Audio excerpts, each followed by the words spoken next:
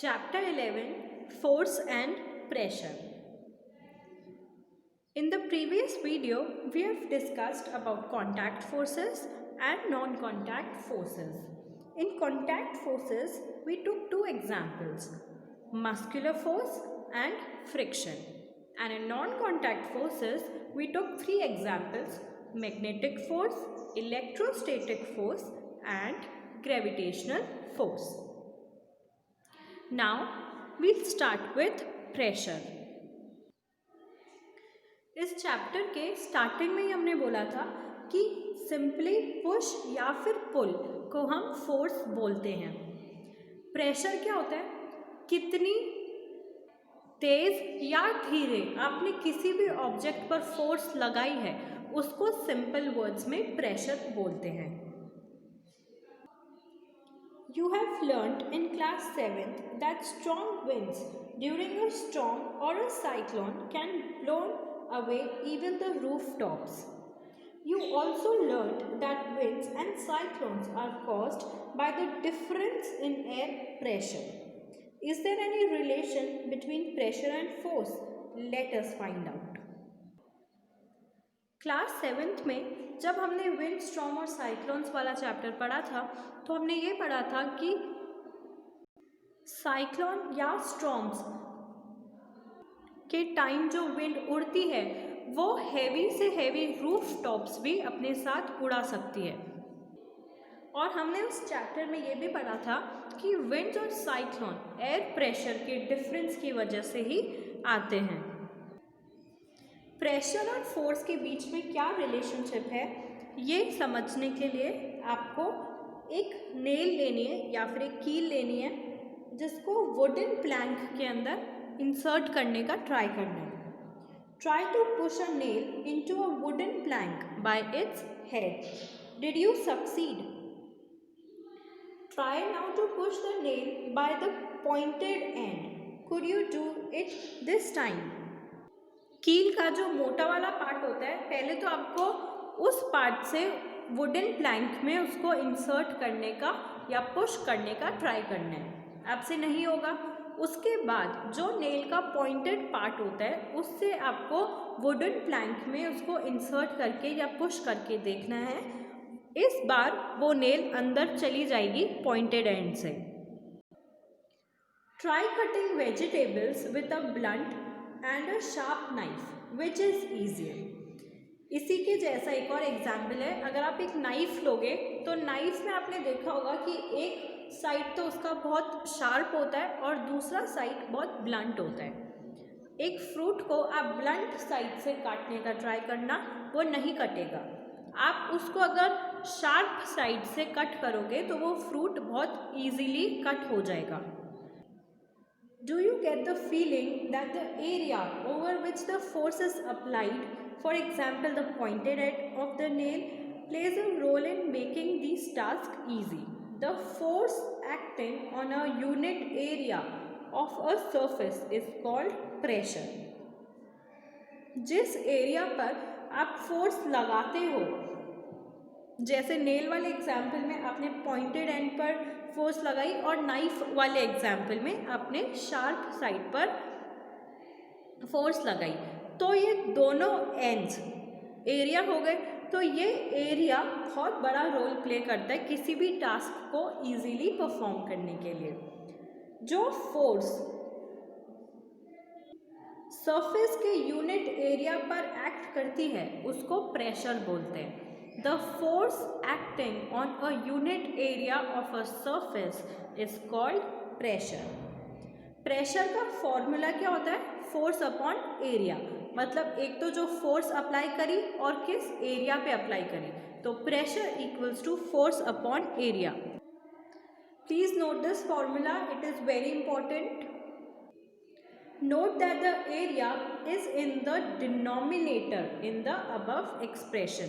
ये जो फॉर्मूला है इसमें एरिया अपॉन में आएगा, मतलब नीचे की साइड आएगा, फोर्स ऊपर आएगा। So the smaller the area larger the pressure on a surface for the same force. Same force में अगर हम सिर्फ एरिया की बात करें तो अगर ज़्यादा एरिया होगा तो प्रेशर कम लगेगा, अगर कम एरिया होगा और सेम फोर्स हम अप्लाई करेंगे तो प्रेशर ज़्यादा होगा। The area of the pointed end of the nail is much smaller than that of its head. The same force, therefore, produces a pressure sufficient to push the pointed end of the nail into the wooden plank. अगर हम nail की बात करें तो nail का जो pointed end है वहाँ पर एरिया कम है राउंड एंड के कंपैरिजन में, इसलिए वहाँ पर प्रेशर ज़्यादा एक्सर्ट होगा। और जो नेल का ऊपर वाला पार्ट है यानी कि जहाँ पर ज़्यादा एरिया है, गोल वाला पार्ट है, वहाँ पर लेस प्रेशर होगा। ये दोनों प्रेशर हम सेम फोर्स में बात कर रहे हैं। अगर हम सेम फोर्स लगाएंगे तो लेस एरिया वाले पोर्शन में प्रेशर हाई होगा और सेम फोर्स में ज़्यादा एरिया वाले प्रेशर लो होगा। Okay, now can you explain now why shoulder bags are provided with broad straps and not thin strap, and why the tools meant for cutting and piercing along have sharp edges? Do liquids and gases also exert pressure? Does it also depend on the area on which the force acts? ये pressure का formula समझने के बाद आपको ये समझ आ गया होगा कि शोल्डर बैग्स जो होते हैं उनका स्ट्रैप्स ब्रॉड क्यों होता है और जो टूल्स कटिंग और पियर्सिंग के लिए बनाए गए होते हैं उनका एंड शार्प क्यों होता है, ताकि वो इजीली इंसर्ट हो जाए, ज़्यादा प्रेशर लगता है उन पर सेम फोर्स में। अब आपसे एक क्वेश्चन पूछा गया है कि क्या लिक्विड और गैसेस भी प्रेशर एक्सर्ट करते हैं। तो इन दोनों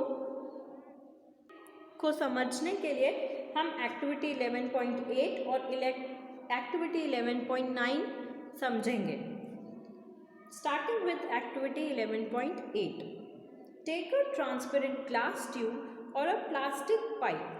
The length of the pipe or tube should be about 15 centimeter and its diameter should be 5 to 7.5 centimeter.